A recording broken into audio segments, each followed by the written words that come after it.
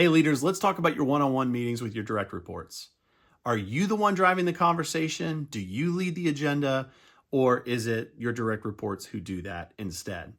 If you're the one driving the conversation, it's time for you to consider flipping the script. Too often, leaders, I do the same, I've been guilty of the same, and it's easy to do, but we fall into the trap of leading the meetings and they reflect solely our priorities or our to-do lists. That's not inherently a bad thing, but when that's the only thing we're doing, then we're missing out on a key opportunity to build those around us and actually build our own skill sets too. The most effective leaders, here's the truth, the most effective leaders are the ones who use the one-on-ones or the touch bases to actually empower others. This is all under the concept of being a more coach-like leader. Really hard capability to build, really critical capability to build, and you can do it. So here's the thing. Instead of running the show, let your direct reports lead the conversation. Ask them to. Set the expectation that they will be the ones who drive the conversation. Now, one of the best leaders that, actually a couple of the best leaders I've ever worked with really through modeling showed this to me.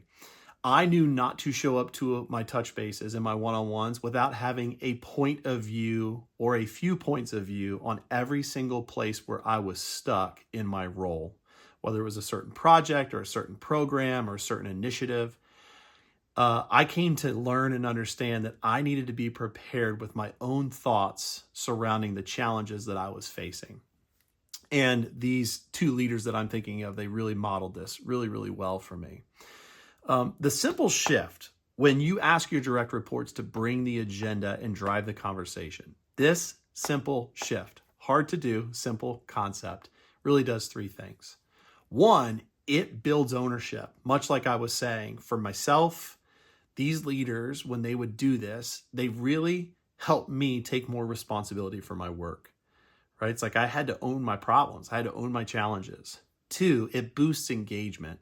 So by virtue of me having to think more and more about what's on my plate this week, what do I want to tackle over the next couple of weeks, it forced me to find a way to engage more deeply with my work in a more complete way. So when people feel heard and valued, and they're just more invested. That's a huge part of this work here. Lastly, it promotes growth, as you could probably already figure out. You're helping your direct reports think more critically about their problems, to think more critically about the solutions to these problems, and to actually figure out where they actually stuck. And that's a big difference when compared to just following your orders. Oh, I know that's like such a hard phrase to maybe hear. But if you're the one driving the conversation and owning that touch base with your direct reports, chances are there's a lot of your orders that are coming down to them that could be losing a lot of empowerment opportunity for your direct reports. So here's my challenge to you. This week or the next time that you have a touch base with one of your directs, take a moment to challenge them and ask them to bring their ownership into the next meeting that you have with them. Experiment with that. Whether you're a brand new leader or you've been doing this for a really long time, I would just say this impacts all leaders. So it's a chance for you to practice. If you already are someone who runs really, really good one-on-ones with your directs, take a moment to share in the comments what you've done to help drive that success. I'd love to hear it. Some of you will be too humble to share, but I'd love to build some momentum around the answers and use some of this data going forward for some coaching opportunities that I'll be engaging in. Go get them, be well, and lead effectively. Go get them, be well. I'm rooting for you.